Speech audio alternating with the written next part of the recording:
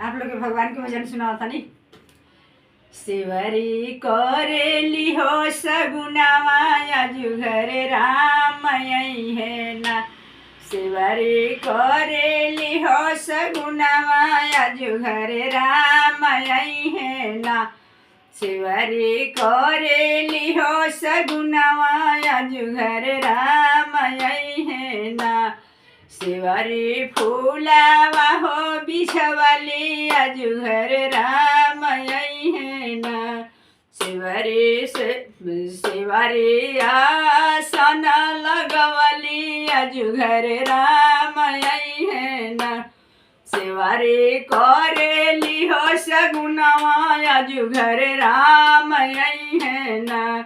शिवरी करेली हो सगुनावा आजू घरे राम आई है ना।